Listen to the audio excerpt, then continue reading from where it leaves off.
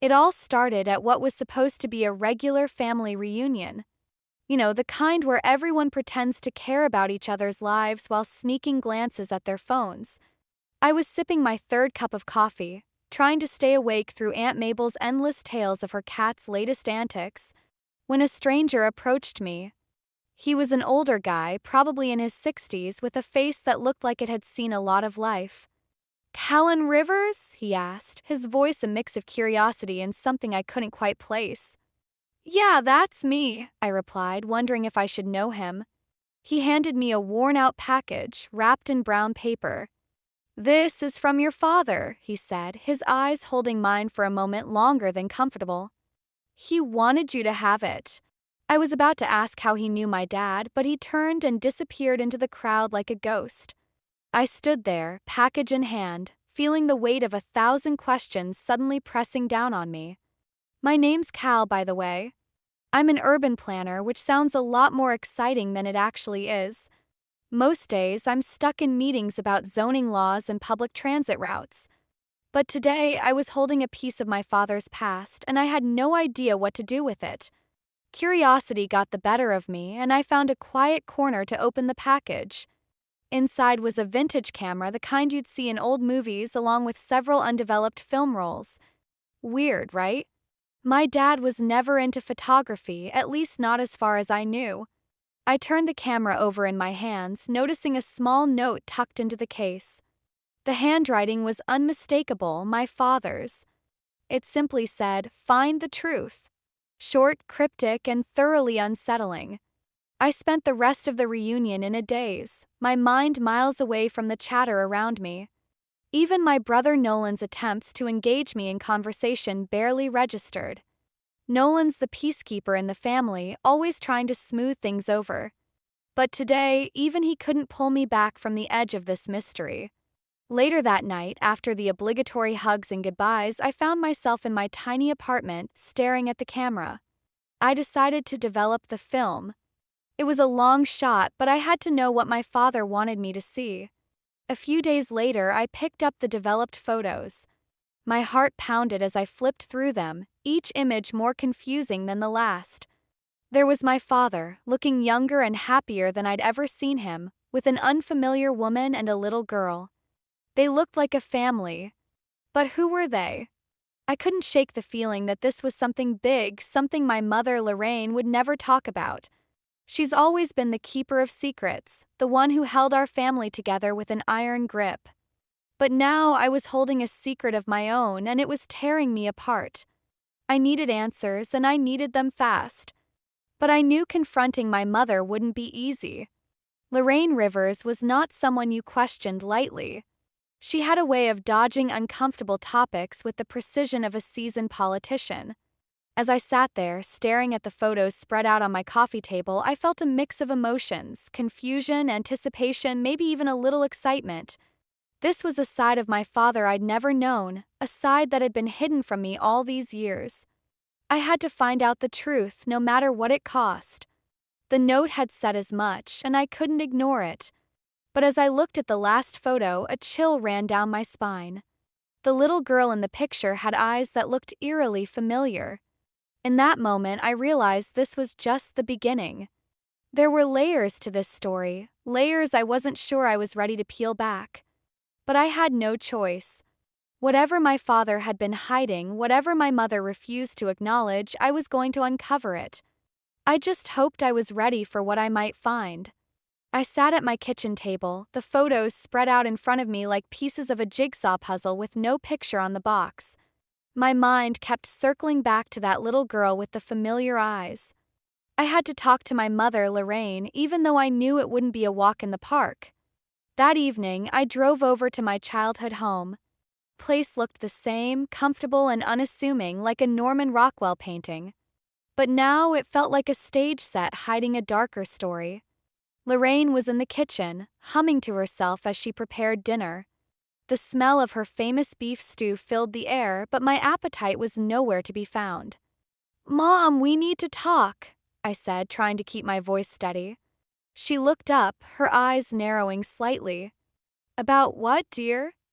I placed the photos on the table, watching her face for any sign of recognition or surprise. Instead, she just stared at them, her expression unreadable. "Who are they?" I asked, my voice barely above a whisper. Lorraine sighed, a sound heavy with years of unspoken words. "Cal, some things are better left in the past." "Not for me," I replied, a little sharper than I intended.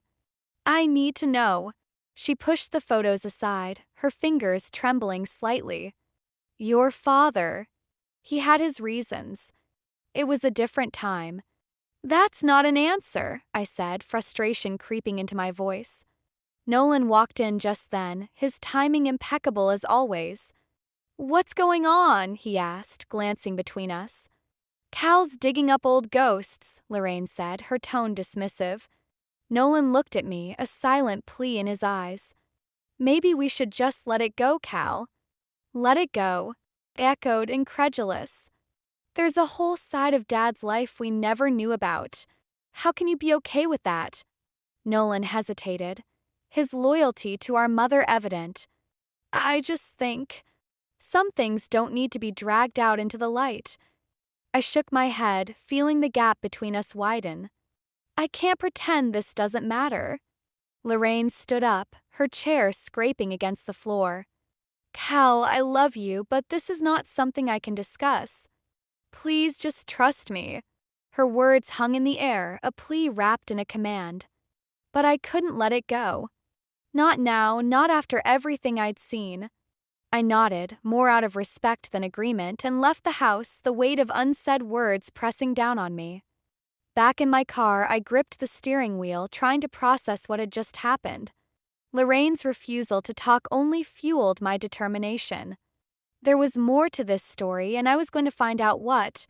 The next day, I called Tessa, my best friend and the one person who could help me make sense of this mess.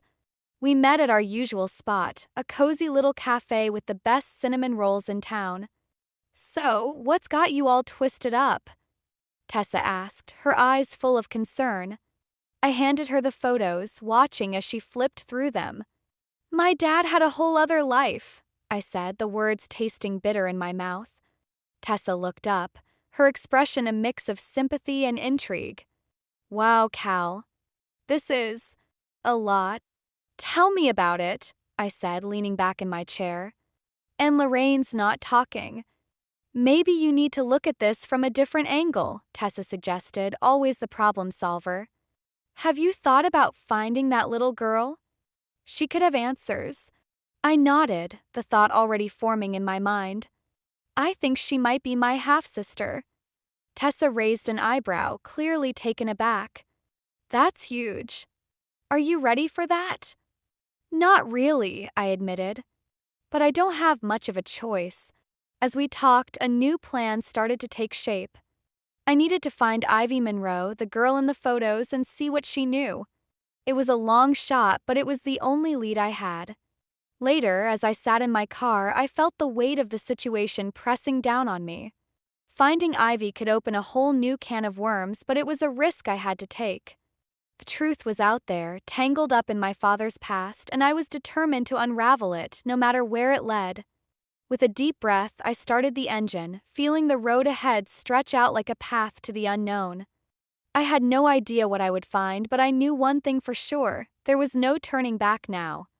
I found myself standing outside Jasper Hale's modest bungalow, my heart pounding against my ribs like a warning drum. Jasper was my father's old friend, and if anyone could shed light on this mess, it was him. I knocked, the sound echoing in the quiet neighborhood. The door creaked open, revealing Jasper's familiar face, weathered by time and stories untold. He looked at me with a mix of surprise and resignation. "Callan," he said, stepping aside to let me in. Inside, the walls were lined with photographs and newspaper clippings, a testament to a life spent chasing stories. I wondered how many of those stories were as tangled as mine. "I need to know about my father," I began, skipping the small talk. "Who was the woman in the photos?" Jasper sighed, a deep, weary sound. "I hoped you wouldn't have to dig this up, but I suppose you deserve the truth." He motioned for me to sit, and I did, feeling the weight of the moment pressing down on me. Your father and Ivy's mother, they were close, he said, choosing his words carefully. She was a big part of his life. I nodded, urging him to continue. And Ivy? Jasper hesitated, his gaze drifting to a photo on the wall.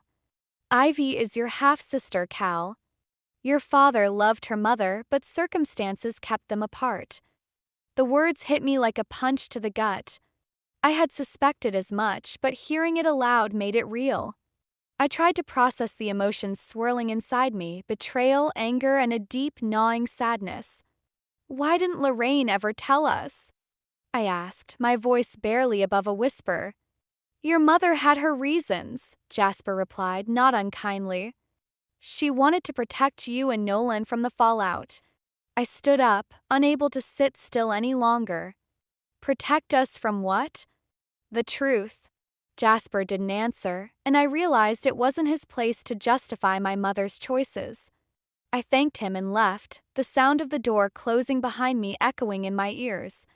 As I drove away, I felt the weight of my father's secrets pressing down on me. I needed to find Ivy to hear her side of the story. But as I reached for my phone to search for her contact information, a thought stopped me cold. What if she didn't want to be found? What if she resented my family as much as I was beginning to resent the lies? I shook off the doubt and dialed the number I'd found online, my heart racing with each ring. Finally, a voice answered, cautious and guarded. Hello? Ivy Monroe? I asked, trying to keep my voice steady. This is Callan Rivers. I think we need to talk. There was a pause, long enough for me to wonder if she'd hang up. I've been expecting your call, she said finally, her tone unreadable. Meet me at the coffee shop on Main Street tomorrow. The line went dead, and I sat there, the silence in my car suddenly deafening. Ivy was expecting me. That could mean anything, and none of it was comforting. The next day, I walked into the coffee shop, scanning the room for Ivy. She was sitting in a corner, her eyes fixed on the window. She looked up as I approached, her expression a mix of curiosity and wariness. Callan, she said, not quite a question, but not a statement either. Ivy, I replied, taking a seat across from her. The silence stretched between us, heavy with unspoken words. So, you're my brother, she said, her voice carrying a hint of disbelief. Half-brother, apparently, I corrected, trying to keep things light, though the weight of the truth was anything but. Ivy studied me, her gaze piercing. What do you want, Callan? I want to know the truth, I said simply. About our father, about us. She nodded, a small, almost imperceptible gesture. I want that too. We talked for what felt like hours, peeling back layers of our shared history. Ivy told me about her mother, about the life she'd lived in the shadow of our father's choices. As I listened, I realized that we were both victims of a story we hadn't written. When we finally parted ways, I felt a strange sense of relief. Ivy wasn't a threat. She was a piece of the puzzle I'd been missing, a link to a past that was slowly coming into focus. But as I walked back to my car, the weight of what lay ahead settled over me. Lorraine's secrets were unraveling, and with them, the fragile piece of our family. I knew the road ahead would be rocky, but I also knew I couldn't turn back. The truth was out there, and I was determined to find it, no matter the cost. I was sitting in my apartment, staring at the photos again, when my phone buzzed with a message from Tessa. Need to talk. The meet at the park, it read. I grabbed my jacket, eager for a distraction from the storm brewing in my head. Park was quiet this time of day, and I found Tessa on our usual bench, her expression serious. What's up? I asked, trying to keep my tone light. She handed me a folded piece of paper. I did some digging. This might help. I unfolded it, revealing an old newspaper clipping. The headline read, Local woman's sudden death leaves community in shock. Beneath it was a photo of Ivy's mother. My heart sank as I skimmed the article, detailing her unexpected passing years ago. What does this mean? I asked, feeling a chill run down my spine. Tessa looked at me, her eyes searching mine. I think it means there's more to this story than we thought. Maybe Ivy's mother didn't just fade away from your father's life. Maybe something else happened. I nodded, my mind racing. This new information changed everything. If Ivy's mother's death wasn't as straightforward as it seemed, then my father's involvement could be more complicated than I'd imagined. Back at home, I couldn't shake the feeling that I was missing a crucial piece of the puzzle. I needed to talk to Lorraine again, but this time I was going to push harder for answers. The next day, I found myself back at my childhood home, the familiar surroundings now tinged with a sense of betrayal. Lorraine was in the living room, flipping through an old photo album. "Mom, we need to talk," I said, trying to keep my voice steady. She looked up, her eyes wary. "About what, Callan?" I handed her the newspaper clipping, watching her reaction closely. Her face paled, and she set the paper down with trembling hands. "Where did you get this?" "Tessa found it," I replied, not backing down. "What aren't you telling me?" Lorraine sighed, a sound filled with years of unspoken truths.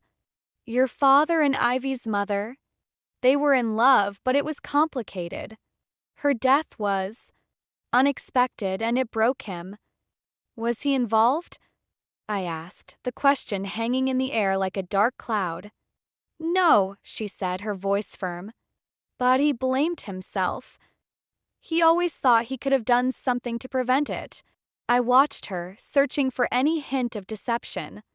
But all I saw was a mother trying to protect her family. "Why didn't you tell us?" "Because I wanted to shield you from the pain," Lorraine said, her voice cracking. "I didn't want you to carry the burden of his choices." I nodded, understanding her motives but still feeling the sting of her secrecy. "I need to know everything, Mom. I can't keep living in the dark." She nodded, tears glistening in her eyes. "I'll tell you everything, Callan. Just promise me you'll be careful. There are things in the past best left buried." As I left, I felt a strange mix of relief and dread. I was finally getting answers, but the truth was more tangled than I'd imagined. Later, I met Ivy again, this time at a small diner on the edge of town. The place was nearly empty, giving us the privacy we needed. "I found something," I said, sliding the newspaper clipping across the table. Ivy scanned it, her expression unreadable. "I knew she died suddenly, but I never knew the details." "Lorraine says our father blamed himself," I said, watching her closely. "Do you think there's more to it?" Ivy looked up, her eyes meeting mine. "I don't know, but I think we need to find out." We sat in silence, the weight of our shared history pressing down on us. I realized then that I wasn't just seeking the truth for myself. I was doing it for Ivy too, and for the family we never knew we had. As we parted ways, I felt a renewed sense of purpose. I was no longer just unraveling my father's past. I was piecing together a future where Ivy and I could find closure. But as I drove home, a new thought crept in. What if the truth was more dangerous than I'd anticipated? What if uncovering it put us all at risk? The stakes had never been higher, and I knew I had to tread carefully. Past was a powerful thing, and I was about to dive headfirst into its depths, hoping to emerge with the answers we all needed. The days following my last conversation with Lorraine were a blur of restless nights and unanswered questions. I felt like I was standing on the edge of a precipice, looking down into a chasm filled with my family's hidden truths. I needed to take the plunge, but I was terrified of what I might find at the bottom. I met up with Nolan at a local bar, hoping for some brotherly advice or at least a distraction. The place was dimly lit, filled with the low hum of conversations and clinking glasses. Nolan was already there, nursing a beer and staring into space. "Hey," I said, sliding onto the stool next to him. "Hey," he replied, glancing at me with a hint of concern. "You look like you've been through the ringer." I shrugged, signaling the bartender for a drink. "You could say that." We sat in silence for a moment, the weight of everything unsaid hanging between us like a thick fog. Finally, Nolan spoke, his voice low and hesitant. "So, what's going on with Ivy?" I took a sip of my drink, feeling the burn of the alcohol steady my nerves. "I met her. She's not what I expected." Nolan nodded, his expression thoughtful. And Lorraine? She's finally starting to open up, but there's still so much she's not telling me, I admitted, frustration creeping into my voice. Nolan sighed, running a hand through his hair. You know she's trying to protect us, right? Protect us from what, exactly? I shot back, the words sharper than I intended. The truth? Our own family.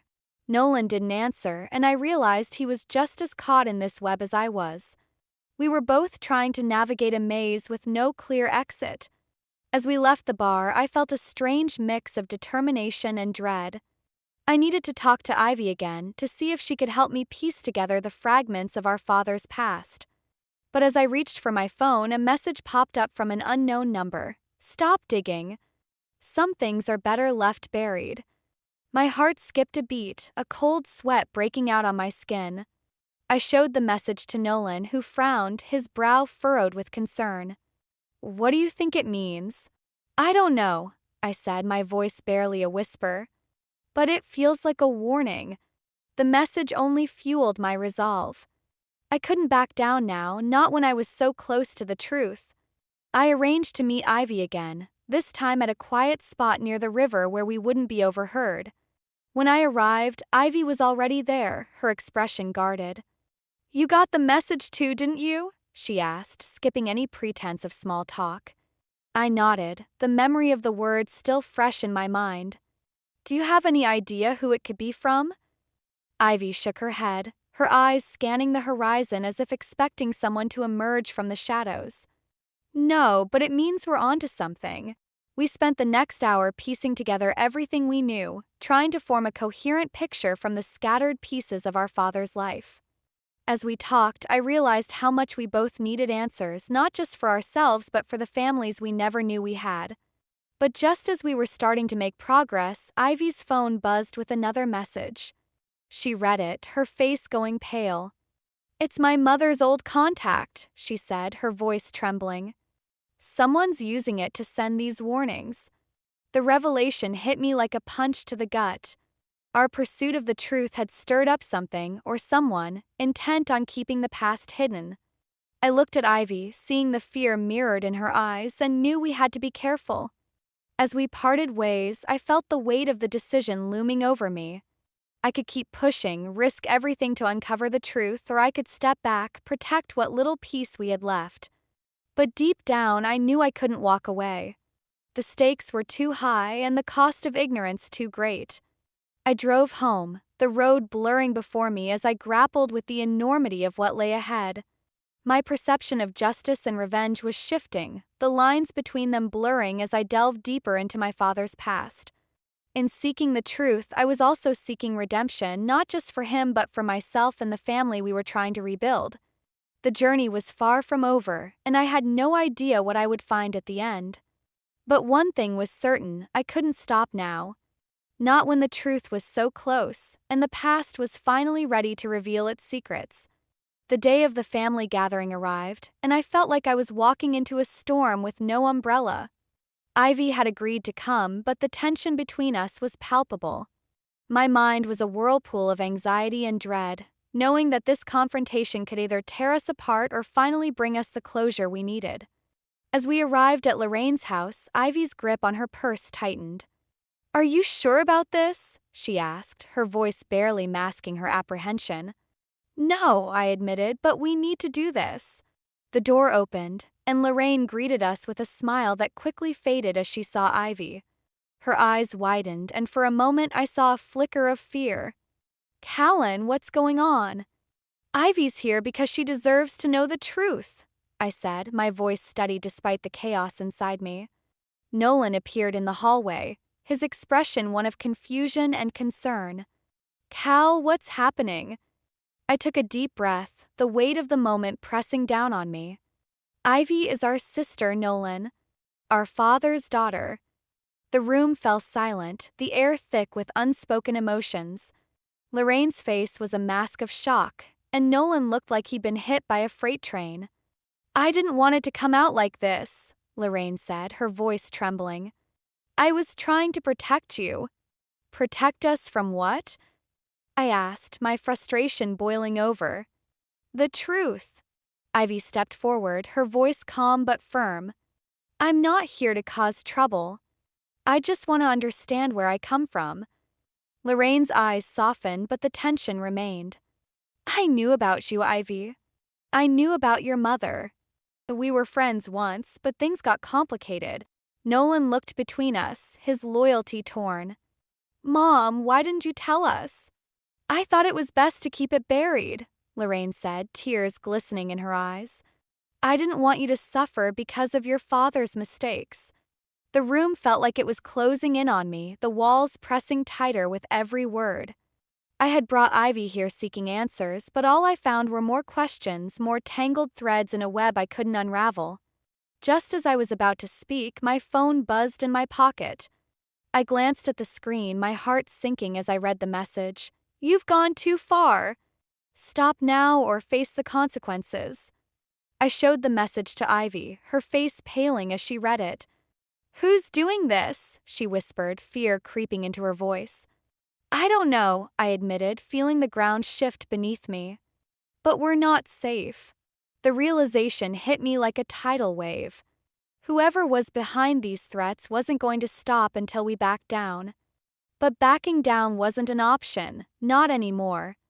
Ivy and I left the house, leaving Lorraine and Nolan to grapple with the fallout. As we walked down the street, the weight of the world pressing on our shoulders, I felt like I was teetering on the edge of a cliff. We can't give up, Ivy said, her voice resolute despite everything. I know, I replied, though the words felt hollow. But I don't know what to do next. As we parted ways, I felt a sense of hopelessness settle over me. The truth was within reach, but the cost of uncovering it seemed higher than ever. My ideas of revenge and justice were crumbling under the weight of reality, and I was left questioning everything I thought I knew.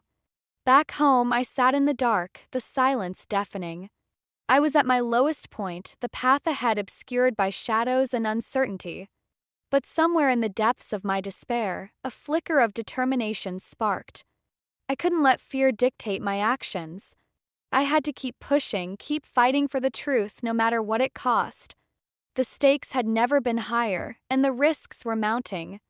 But I knew one thing for certain, I wasn't alone. Ivy and I were in this together, and together we would find a way to bring the past into the light, no matter how dark the journey became. The night of the confrontation felt charged with electricity, the air thick with anticipation and fear. I stood outside Lorraine's house, my heart pounding like a war drum. Ivy was beside me, her expression a mix of determination and apprehension. We were about to face the past head-on, and there was no turning back. Inside, the atmosphere was tense. Lorraine sat in the living room, her hands clasped tightly in her lap. Nolan hovered nearby, his face a mask of conflict. The room was silent, the only sound the ticking of the old grandfather clock in the corner. I took a deep breath, stepping forward.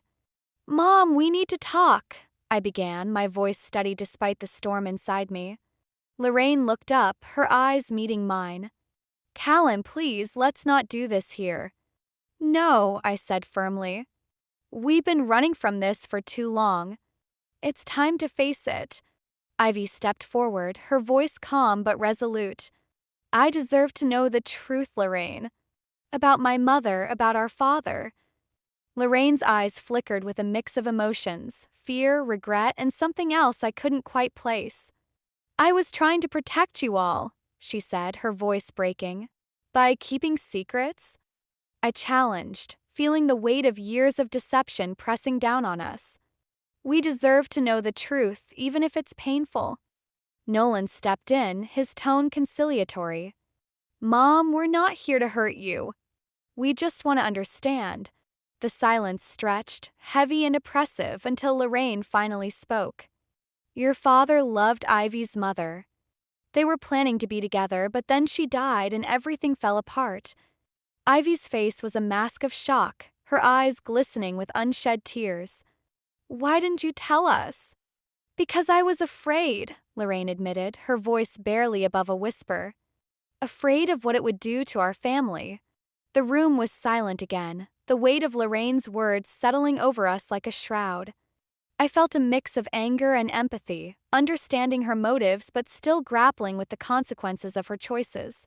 Just as I was about to speak, the doorbell rang, its sound slicing through the tension like a knife. We all turned, confusion etched on our faces. Nolan opened the door, revealing Jasper Hale standing there, his expression grave. "I think it's time we all had a talk," he said, stepping inside. Jasper's presence was unexpected but somehow fitting. He had been a part of this story from the beginning, and now he was here to help us find closure. "I've been keeping something from you," Jasper said, his voice steady but filled with emotion. "Your father didn't just love Ivy's mother. He was trying to protect her from someone." The room went still, the implications of Jasper's words sinking in. "Who?" I asked, my voice barely above a whisper. Jasper hesitated, his eyes meeting Lorraine's. "Someone who didn't want their relationship to succeed. Someone who had a lot to lose if the truth came out." Lorraine's face turned pale, and for a moment I saw a flicker of fear in her eyes. "I didn't know," she said, her voice trembling. "I swear I didn't know." Truth hit me like a tidal wave. Our father's love for Ivy's mother had been a threat to someone who had gone to great lengths to keep them apart. The warnings we'd received, the threats, it all made sense now. Ivy looked at me, her eyes filled with a mix of anger and determination.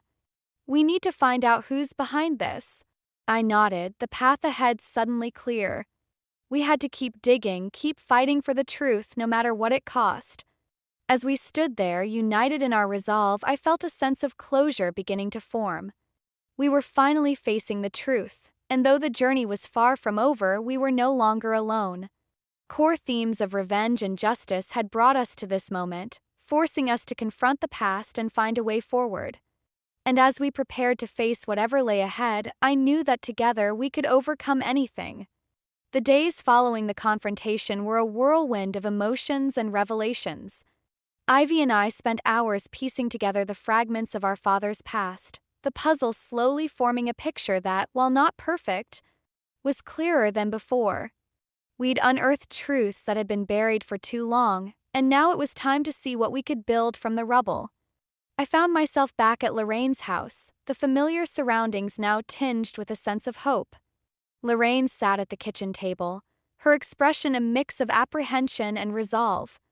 Nolan was beside her, his presence a steadying force. "Thank you for coming," Lorraine said, her voice soft but steady. I nodded, taking a seat across from her. "We need to talk about where we go from here." Lorraine glanced at Nolan, then back at me. "I want to make things right for all of us." Ivy arrived a few moments later, her entrance quiet but significant. She took a seat beside me, her presence a reminder of the journey we'd shared. "I've found something," she said, placing an envelope on the table. The envelope was worn, the paper yellowed with age. I recognized the handwriting immediately. It was Ivy's mother's. Lorraine's eyes widened as she picked it up, her fingers trembling slightly. "Dear Lorraine," she read aloud, her voice catching on the words. "I hope this letter finds you well. I know things have been difficult, but I want you to know that I never intended to come between you and your family. I hope one day we can find a way to heal." The room was silent as Lorraine finished reading, the weight of the letter settling over us. It was a message of regret, but also of hope, a hope that we could find a way to move forward together. Lorraine looked up, tears in her eyes. I had no idea she felt this way. I've been holding on to so much anger, and it blinded me to what really mattered. Ivy reached across the table, placing her hand over Lorraine's. "We can't change the past, but we can choose how we move forward." In that moment, I saw the possibility of reconciliation, the chance to build something new from the ashes of the past. It wouldn't be easy, but it was a start. As we talked, the conversation turned to our father, his choices, and the legacy he'd left behind. We didn't have all the answers, but we had each other, and that was enough. Later, as I stood outside with Ivy, I felt a sense of closure beginning to take root. "Do you think we'll ever know the whole story?" she asked, her gaze thoughtful. "Maybe not," I admitted, "but we've come this far. That has to count for something." We stood in silence, the weight of the journey behind us and the promise of a new beginning ahead. The themes of revenge and justice had brought us to this point, forcing us to confront the past and find a way forward. And while some questions remained unanswered, the path ahead felt brighter. As Ivy and I parted ways, I felt a newfound sense of peace. I had come searching for the truth, and while the journey had been fraught with challenges, it had also brought me closer to my family. We were no longer defined by the secrets of the past, but by the bonds we were forging in the present. As I drove home, the road stretching out before me like a promise of new beginnings, I felt a sense of gratitude for the journey we'd undertaken. Past would always be a part of us, but it no longer held the power to dictate our future. And as I pulled into my driveway, I couldn't help but wonder what lay ahead. The story of our family was still being written, and while the path was uncertain, I knew we would face it together, united by the truths we'd uncovered and the hope of what was yet to come. Yet to come. Yet to come. Yet to come. Yet to come.